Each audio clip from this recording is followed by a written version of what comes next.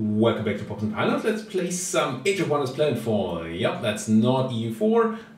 It is also not Errata's Lord of the Dead. I'm still a bit tired of playing EU4 after almost 2 years of daily episodes, of the 2 episodes a day. I'm not done playing EU4 by any means, but I need a tiny bit of a break, and maybe some new content that would be excellent. Errata is also on a bit of a hiatus, maybe until they update it a bit more in early access, or maybe until I feel a bit more like it. Last run was a bit, yeah, it was alright, but I didn't feel the itch to just jump right back in again. So let's play something else, and it is Age of Wonders. You might know the Age of Wonders series. It is, or used to be a sci-fi, 4X-ish, bit of Mass of Magic, Mass of Magic? No. Mass of Might and Magic type of game. And now it is sci-fi, still on a planet. So it's not sci-fi as in spaceships and Stellaris, but it's sci-fi on a planet. I played the tutorial, and you play that as Jack Gelder here, with the human race, and you could continue the campaign with that. But I feel like that's something that a lot of people are going to do anyway, and humans are sort of boring. So we could play the Kirko here, an alien race, very, I don't know, Zerg-like-ish maybe? I don't know much about the lore here at all. Or we could run dwarves. Communist dwarves here, it looks like, the Dvar, and I think that's exactly what we're gonna do. Now every race has its own perks, different weapons groups, so different units and weapon types you have on your units there. Powerful area of effect, medium range attacks is what we get, storm focus on production, and terraforming and all that. Also, apparently you have Promethean tech, so we can create weapons of mass destruction, which is very nice. Employ powerful incendiary weapons and all that. Seems cool. We're just gonna run these guys. You can modify your commander, but I'm not gonna do that because this is our first foray into this. Let's just run with a basic commander, Corvin Shelezo here or whatever you pronounce that. Shelezo? No idea. Corvin has Dvar close combat equipment, so we're better at melee, have some extra vitality, and have a rocket hammer and a revolver. And we're better at doing weapons research, and once a turn when we kill a unit we get to redo our turn, so we get another extra turn essentially, and we get no extra equipment. We're gonna run on medium difficulty here, or advanced as they call it, because I don't think I'm a beginner in strategy games, but I also haven't played enough of this yet to call myself an expert. So let's go advanced. Hero searches I'm just gonna keep on the standard. This is where the heroes resurrect after combat if you win. I'm just gonna keep this on. No idea whether that makes for good gameplay or not. Let's just go in here and start a mission. Now I've had, Explosions are the masters of yeah, creation. there's a lot of talking in The here. Big Bang forged the universe, and the cataclysm carved the Dvar. I am the head of the Salisu Dvar consortium. Before my rule, the council is demented. These bumbling fools granted a claim to the disreputable Razvet consortium. So we should be getting the planet, but somebody else has been granted the claim, so we have to defeat them. That's what he's saying, essentially. We have the world here, we have to claim the resources and deal with our competitor here. Very civilization-y map settings here, world size, Pangea landmass, so probably one continent. I hope you can hear me talking over him, because he's talking so much, otherwise I have to fix that in post.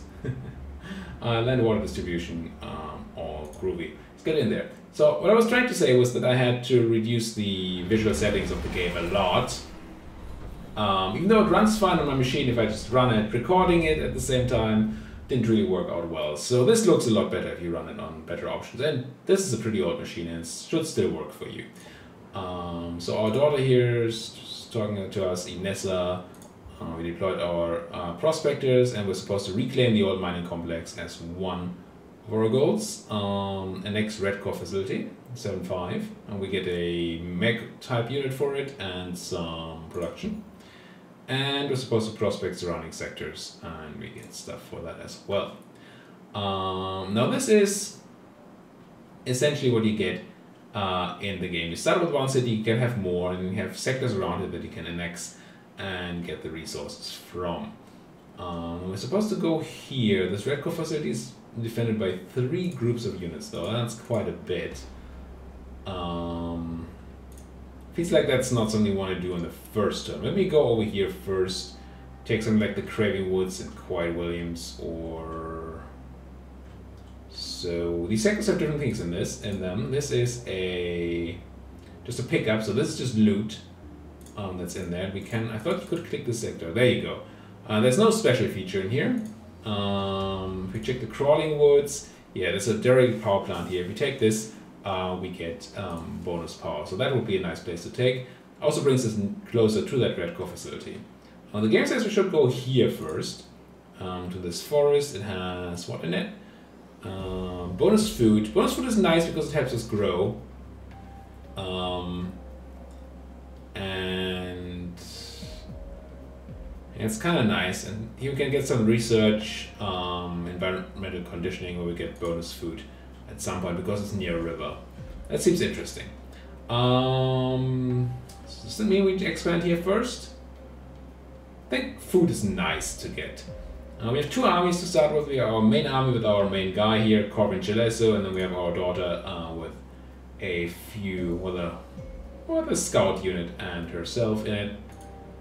I'm gonna move our main guy out and straight up start getting towards that armaments forest. Whatever an armaments forest is supposed to be. Victory conditions, our daughter has to survive. And she needs orders, of course. Orders. Now, I wonder if I can send her to grab some loot. Seems like this loot here is undefended. Let's walk over there and try to grab that. I don't know if you can pick that up or whether you have to take the sector first. And of course we need production or city. Cities can produce units, buildings. They can do something to sectors if you have them, which we don't have, so these neighboring areas. We don't have that yet. We can manage our colonists. This is on auto right now, and I think I'm going to leave that for now. We could focus on production, which is like hammers and sieves, so the more production you have, the faster you produce. And these don't get stored, you just use them for production. Energy is like money, we're storing that up here. Food helps to grow the city, and bigger cities allow you to take more sectors and all that, and get more resources. And then there's science, which obviously helps with the research. And then finally there's this thing. Sure, it's sort of a mixed bag overview over the colony's buildings, the features of the sector and all that. But let's build something, let's build a building, and there are these 3 buildings you can build for that you can only build one of each, the central building. You either get science, you get production, you get food, or you get energy. And so since we're going for a food sector here, I'm gonna build the production building so we can produce things faster, get our economy on board. And I think that's it for this turn. Let's end it. Our competitor is gonna land here and complain about enforcing the law, where the law is them getting all the money, which we don't want to. And we get a quest here in which we have to apparently pay 30 cosmite. That's a rare resource here that we get 5 of every turn. That's just base, I think. To make them more inclined to resolve the conflict peacefully. And we get some influence for it. Influence can be used for diplomatic moves. I haven't used that yet, that wasn't part of the tutorial at all. Let's go to first combat here. Attack some guys. There's 3 level 1 skirmisher units here. Quartzite liquid crystals. This is the okay. panel. Thank you. Thank you. These units, some status effect immunities. They have a chain attack, so we have to be careful not to stack our units. And that's a range thing. Okay, cool. Let's go to manual combat, do that ourselves. I don't know how good auto combat is in this game. Clearly we have the overwhelming force, so auto combat should give us a victory, but usually in these games, or it's often in these games, that auto combat is not super reliable. Now the maps here can be full of stuff that's explosive, and I believe like these things here, if I deselect my unit, yep, will explode, dealing 15 fire damage when destroyed. So we don't want to sit next to these things. And there's a lot of AoE damage flying around that even randomly destroys stuff. What do? just blocks line of sight. So the maps are very different and very important to combat. There's also a lot of cover. Most of the cover I've seen so far can just be destroyed by grenades and stuff. So that's also something to keep in mind. For now, we kind of want to place our units in cover, but in such a way that they don't get arced upon. I'm just going to rush these trenches way over here. They're going to be in cover, ish. Unfortunately, they do not have units. So every unit has 3 action points. Units, they don't have action points. 3 action points. Movement takes action points. You see here, this unit takes 1, this takes 2, this takes 3. Or maybe this. After this, we still have 3 action points. This takes, moving into this light blue one here, takes 1 point, in the darker blue 2, and here is 3 points.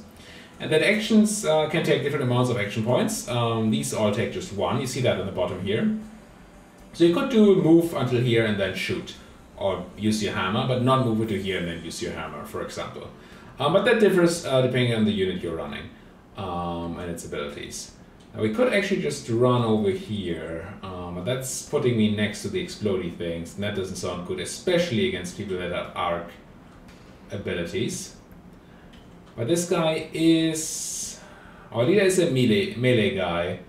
I would like them relatively close to the action, but I don't quite know how we do that yet. Cover is directional, like in XCOM, so you have to be mindful of not getting flanked. I'm gonna have these guys. These are my trenches. They can put down a trench. That gives bonus defense. And then in this case they can even hunker down in it. And the trench stays, even if they move away, the trench stays where they are. Yeah, no. These explosives. Maybe one of you should be shooting the explosives so we can have room in here to work. I'm gonna do that. I'm gonna move this trencher over here. And try to have the trencher shoot one of the explosive tanks. Which hopefully blows up the other explosive tank too, there. Now the question is, does it leave burning ground? I don't think it does. So now we can safely move up here. Well, safely. There's still enemies, but not...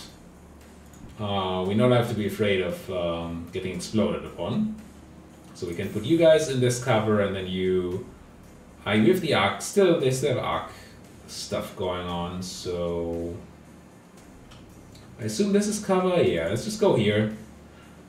Again, melee guy so far away is a bit of annoying. And I'm already noticing one of the big differences to the tutorial humans is that these guys here cannot go into Overwatch mode. So the humans could just go into, you might know it from something like XCOM, into an Overwatch mode where you shoot when the enemy is moving or doing anything. My dwarves here can't do that. I'm just going to use my scout's ability to essentially move again. It also blinds enemies around it or something, but I'm just going to use this for the bonus movement it provides, so we can flank all the way around here. And then end our turn, end the turn, and then these guys are going to come in and try some arcing. It shouldn't do too much damage to me. Yeah, we took 6 damage there and another 6. I mean, that's painful. You see, it's about a third of their life, maybe a quarter. But it didn't arc to anybody. Got grazed here, but we got flanked, so they had a bonus on. I assume it's 2-hit bonus, not 2 damage bonus.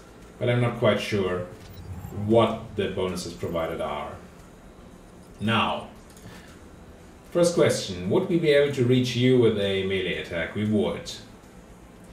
So what I want to do is hit these guys so much that they are dead to our boss's melee attack, so we can reset his turn. Oh, but that's not you, right? This is the boss that needs the melee attack. Still in range, okay, good. So I want to use my grenade on them, probably. Maybe these trenches first. 50% only. Why is it only 50% chance to hit? I wish there was a little more detail on this. We've them flanked. It's not super far. I don't know why we only have 50% chance to hit here. I'll try it anyway. And it worked out quite well. That should be enough to allow our melee guy here to just go in and crunch and get the reset.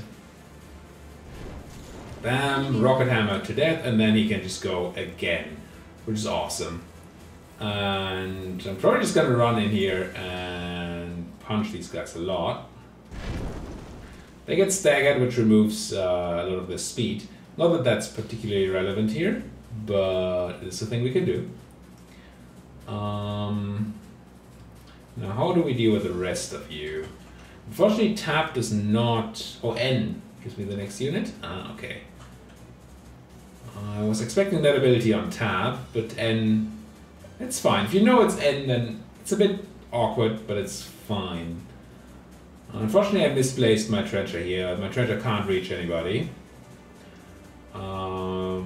So I might as well have them run in, like, over here. So they can reach somebody next turn. Still have cover here. That should be alright. Now you only have a grenade. Only. Quote unquote only have a grenade. Tall growth, I assume that gives us a slight bonus to defense. Lightly obscured, but it doesn't really say. Puts me into arcing range here. I think I'm just gonna go into the tall growth. Ooh. Hand mortar. I don't know I can't target the ground with a hand mortar, but I think I can target a barricade. So I believe running here is fine. I just don't want to hit my own guy, is what I'm still trying to say here. I cannot target a barricade. Okay. So if I put a grenade on these people, I will hit my own guy.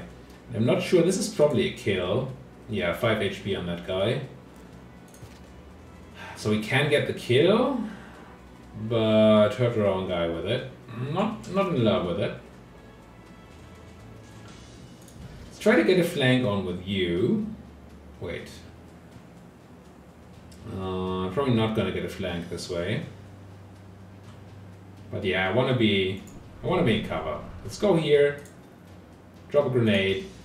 Oh, one more thing. All actions in the game are done by right-clicking. At least as far as I've seen so far. As far as I've seen so far, yes. And I'm always tempted to left-click to use an ability. Like shooting now, I want to left-click, but it's actually right-clicking that does it.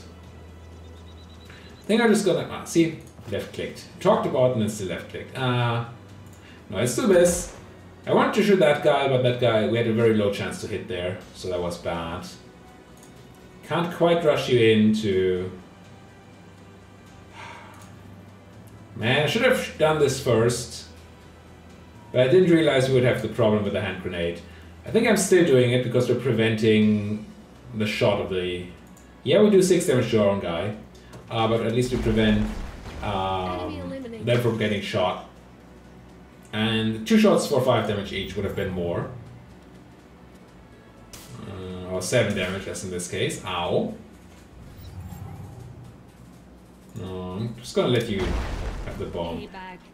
I don't know if there's unit experience in the game. It's definitely experience for the hero, but I don't know that normal units get experience. Yeah, XP earned. You see it here. But they all have earned the same 2 XP, so it didn't matter who gets the kill. That's good. I hate it when games make you sort of farm out the kills. Just got a bunch of food that grew to... Yeah, you see our city grew to 5. That's very useful. Very, very helpful for the quick start. And then we're gonna get extra food once we take this this biome. There's a food node in here. That's cool. Nice. Now once we take this, we do that by going here. Unfortunately, we can only do that next turn. Missing 1 move point there to be really cool. Oh well. Let's get over here. Oh, there's enemies there. I don't think I want to fight you. You have a assault bike, a dwarven truncheon. Yeah. I mean, we have a hero, but I don't like it. So I thought I could maybe just go and pick up that loot, but that's not a thing. What we can do is get some research started, and this research is interesting in the game. Of course, you collect research points or knowledge points to then get research for it. But there are 2 trees, well, two major trees, and both of them are researched at the same time, society and military. So you don't have to choose between getting more military and getting sort of your society, your economy going. You can do both at the same time. You have to, as far as I understand. And then within it you have trees. Now I clearly don't know how these trees complete what the good stuff is in there. So I'm just gonna go layer by layer and look for something nice in there. We're just gonna figure it out as we go along. Now this one I've seen already before. I've checked that out. I like the fortification tools. They give our fortifiers trenches, even better trenches, and these trenches will heal them when they're in there.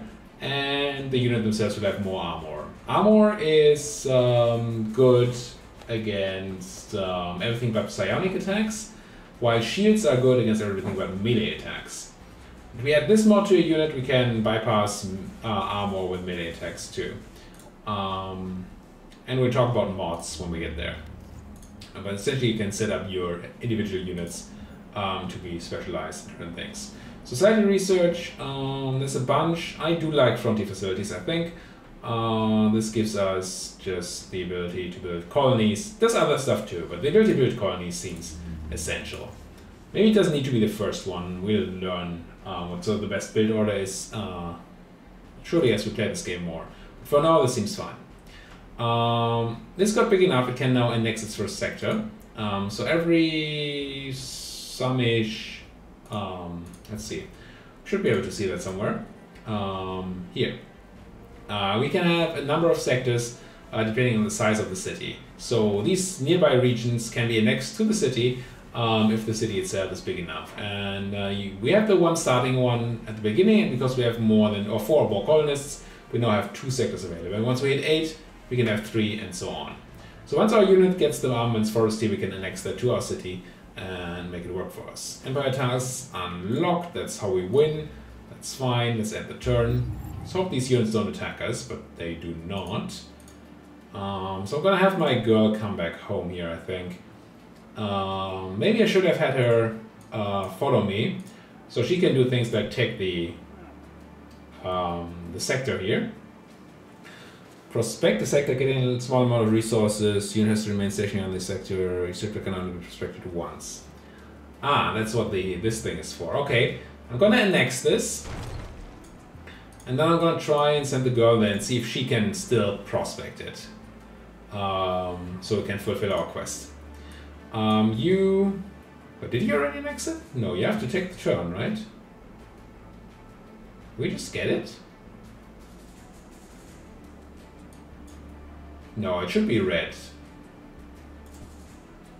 Can I move along?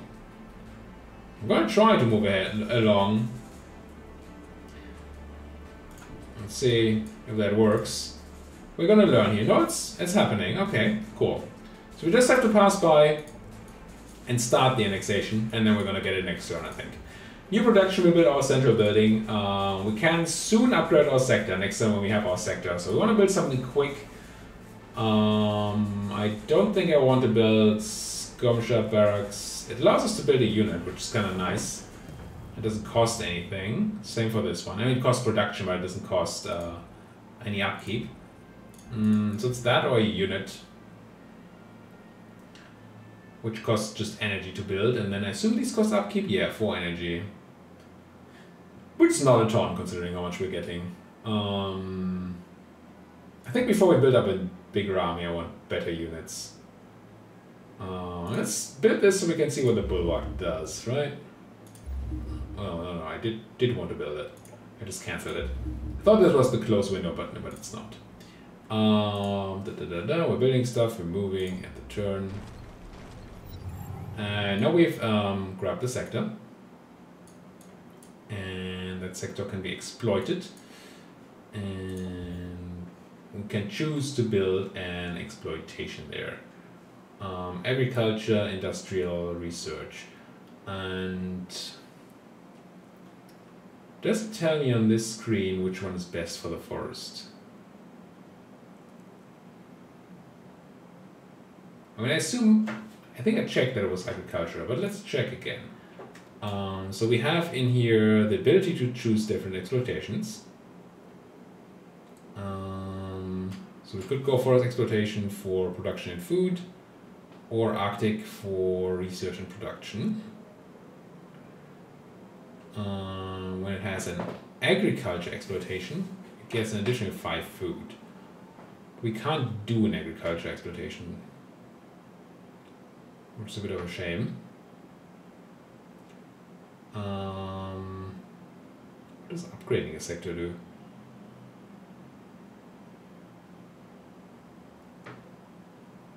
I'll click the button. Oh, that's just going to exploitation. I see. So they say I should do agriculture. Wait, I can't do agriculture. Then that makes sense. I'm a bit confused though. So it's just food exploitation, is this?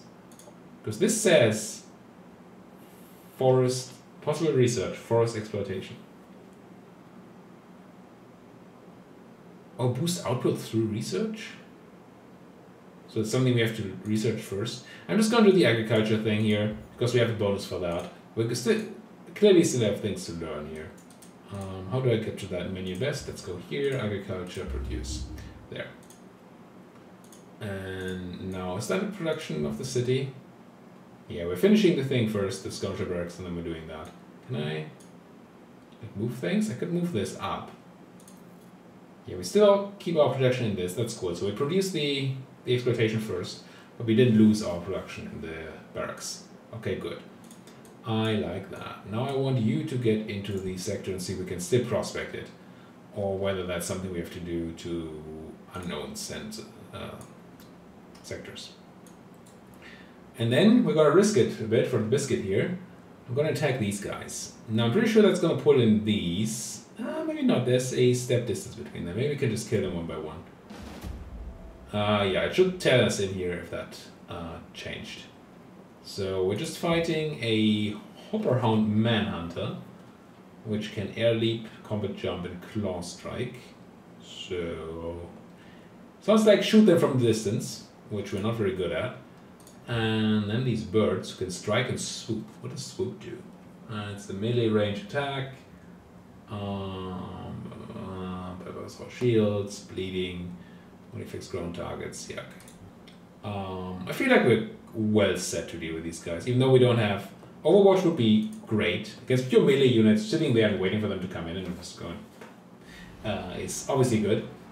But I think we're gonna be fine. So what I would like to do, stay outside their range. So this guy can move here and attack, but not here. Now how far is your jumping attack? 3 spaces. 1, 2, 3. So we actually need to dodge this gray area, I think.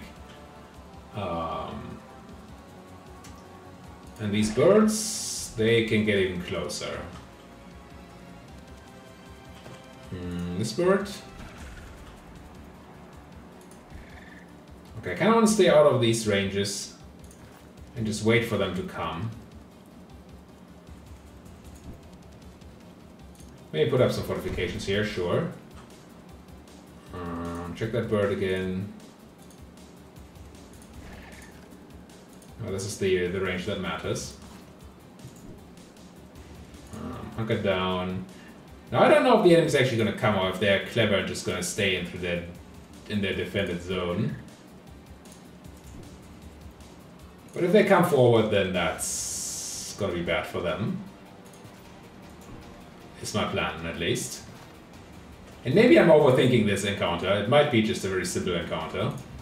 But I'm new to the game, right? So why not play it a bit more carefully? I'm gonna have you... oh no, just go around the flank. Because you can be fast if you need to be. Hunker down, hunky-dory, and the turn. Yeah, see they're playing it clever. Smart. But is it smart? Because now I can walk into range and shoot them. I lose my fortifications, but I don't know that that actually matters for melee attacks anyway. Just gonna go in here. And I think we... ooh. Not very good at shooting these things. I'm gonna shoot these guys. Best chance. A grazing hit, not the strongest move.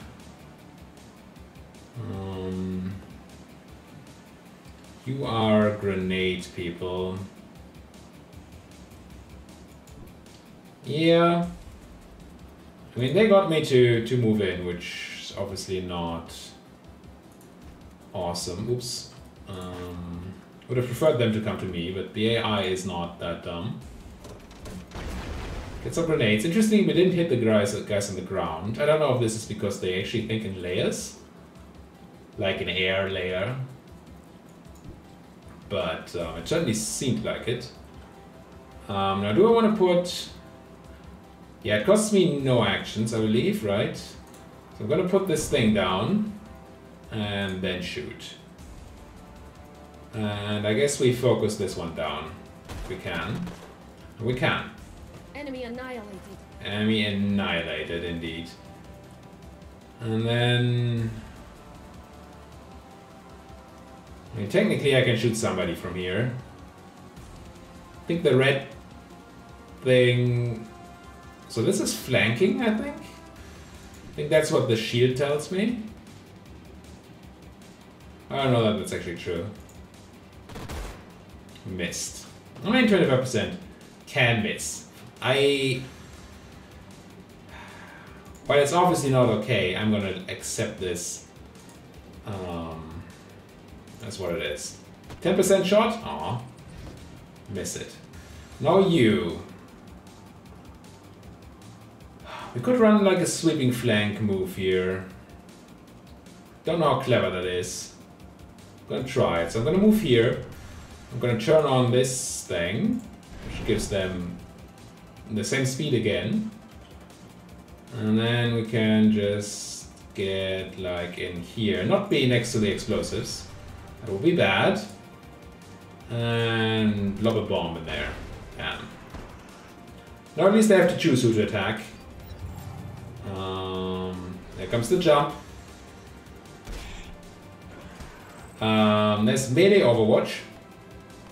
Units automatically go into melee Overwatch.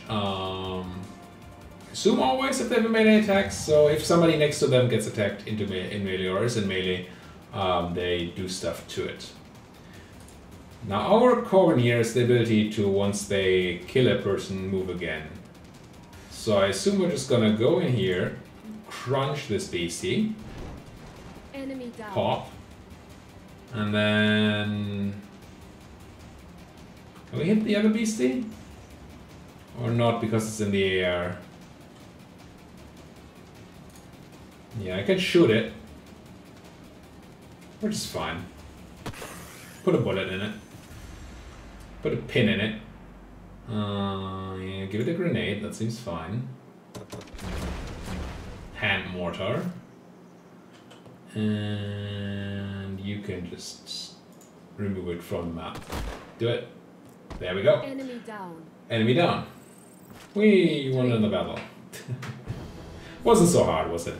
Battle 1. Yeah, we didn't even take much damage. Our guys leveled up, I think. I think this is what that says. I don't know what that does. 4 out of 12 XP. They just gained 4 health. Okay, you can see it. So these guys just gain stuff as they level up. This is very HO1-est. It's the same HO1 as 3, I think. Prime rank. Bypass cover. So they get accuracy, health, and then once they are fully leveled, they can bypass cover.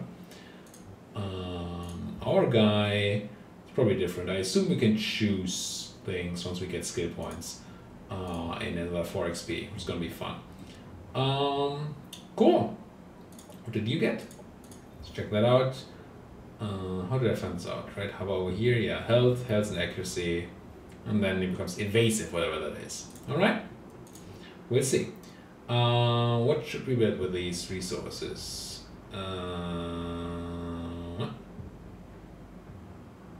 Production resources move to Narvik. What can I do? I mean, I assume I gain production resources from killing them, but I'm just gonna click this. And then we're gonna go and put a cut in here in this first episode. Thank you guys so much for watching. If you like what you're seeing, if you're new here or for some reason haven't subscribed yet, then please do hit the subscribe button. It's great for you, it's great for me, it's great for everybody. It's just awesome. Also, there's a like button very close to that subscribe button, and I would appreciate if you hit that on every single video of mine that you watched, especially if you liked it, obviously. If you really disliked it, yeah, go ahead, hit that dislike button. If you do, please leave a comment in the comment section why you disliked it. That's also where you can leave all sorts of other comments, like tell me about whether you would like some more Planetfall gameplay, whether you would like to play something else, whether you would like to see something specific in Planetfall. If you have tips on how to play Planetfall, backseat gaming is absolutely fine here. So please go for that if you feel like it. Just talk to me in that comment section. Until then, thank you guys so much for watching and see you guys next time.